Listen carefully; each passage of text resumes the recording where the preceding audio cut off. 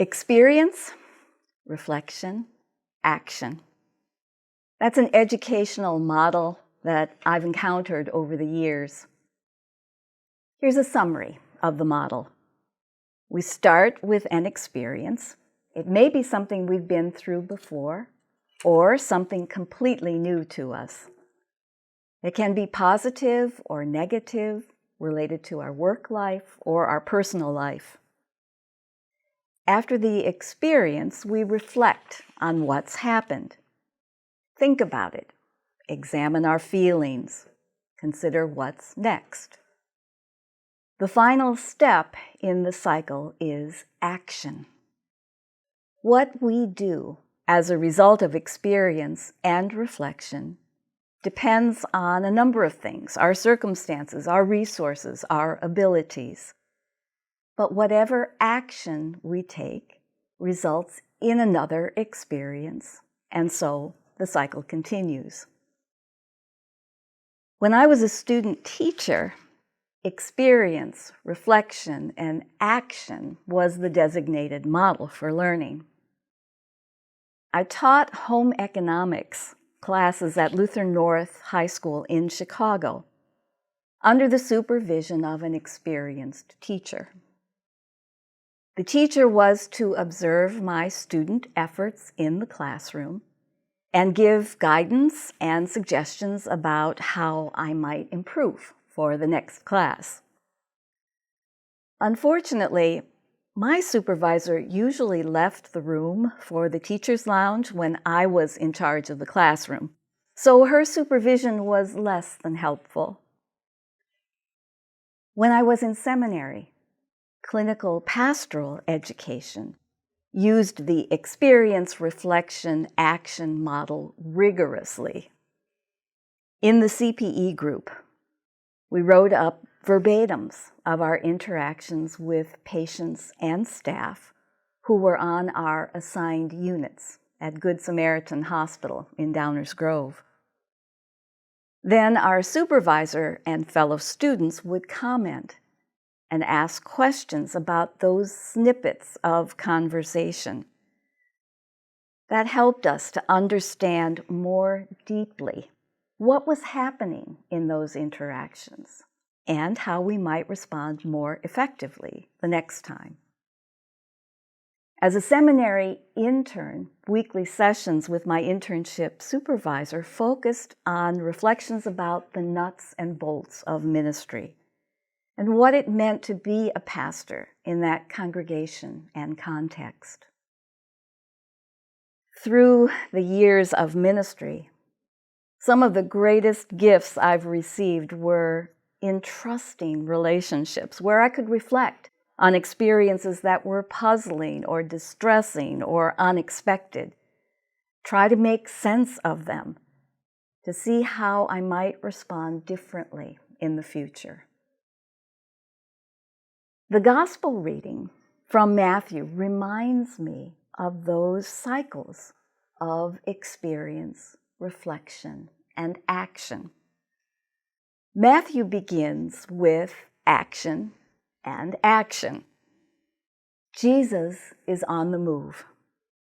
As he walks past Matthew, who's working at his tax booth, his invitation is concise. "Follow me," he says. And apparently, without much reflection in the moment, Matthew does just that. In the next scene, reflection is embedded in action. Here, the hospitality of food and conversation is flowing freely. We don't really know whose house is the center of this gathering, but it may well be Matthew's, since there were many other tax collectors present. The reflection is prompted by a question from some Pharisee observers. Just an aside, this scene always reminds me of a cartoon strip I saw many years ago. The strip, Non Sequitur, was created by Wiley Miller in 1992. The Latin title translates, "It does not follow." and the cartoon themes are often satirical, sometimes political. One of Wiley's single panel strips shows a club with a sign over the door, "The Association of People Better Than You." The mat at the door reads, "Not welcome." And in the window of the club, we see a member with his hands to his ears, fingers waggling at everybody who passes by. A man and his wife are walking past the club. He turns to her and says, "I'm repulsed, offended, and want to know how to join." The Pharisee observers in the gospel text are a part of the association of people better than you.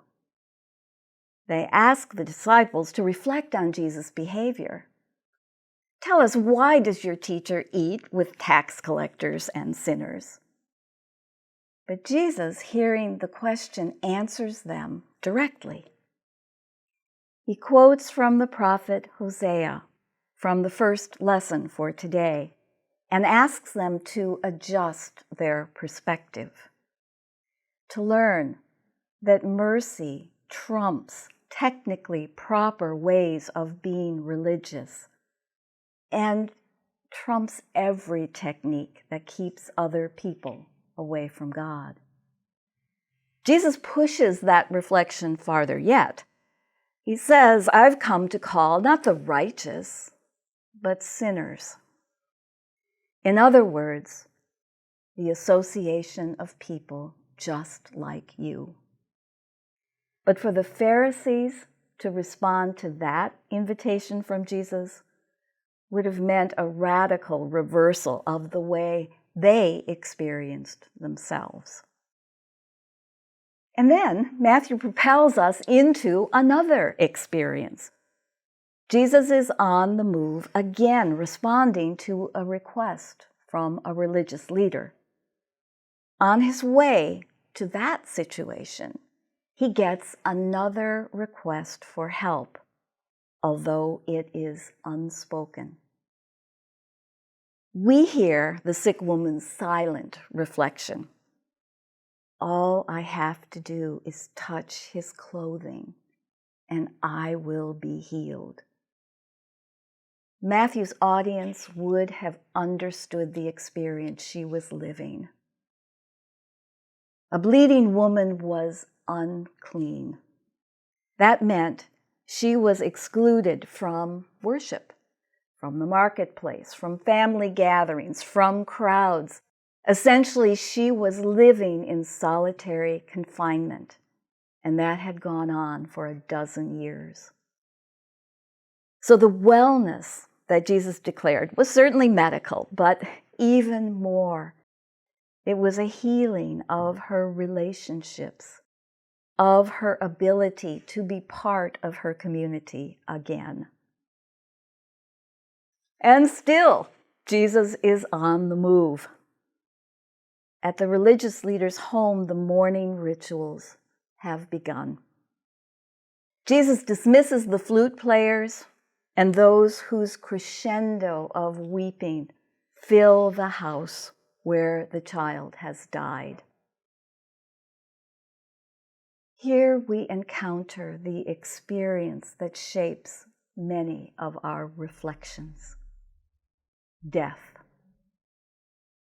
Death is where all our action ends. It's the place toward which we are all heading. No matter our circumstances, our level of acceptance or denial, no matter our preparation or lack of preparation. In the face of death, though, Jesus takes action. In that room, silent and still, he reaches out and pushes back the darkness of death. His life-giving presence fills the space, and with that child's hand in his, he calls her back from the gates of death. Matthew tells us there was a lot of reflection after that incident. He says the report of this spread throughout that district. As with the Pharisees earlier in this text, though, we don't know how the lives of the people in that household of the risen girl unfolded after Jesus moved on.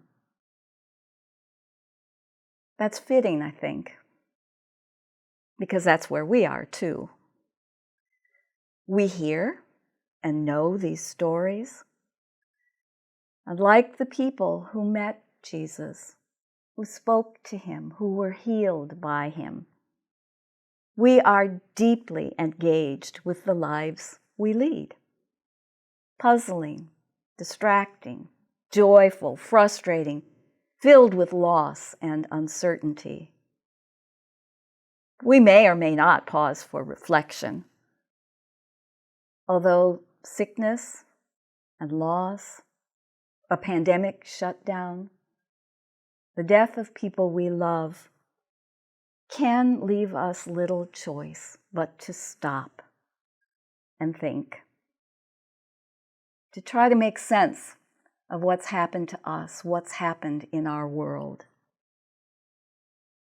Today's gospel tells us that Jesus is on the move through all our experiences, that he responds to our questions, that he responds even when we don't know how to put our questions, our requests into words. Jesus draws us to him so that we can be with him and know him. He offers healing. And even when we know it's impossible, he offers new life. Because even death isn't too late for Jesus to take action. May you know the new life that Jesus brings, unexpected, unsettling, humbling, challenging. Amen.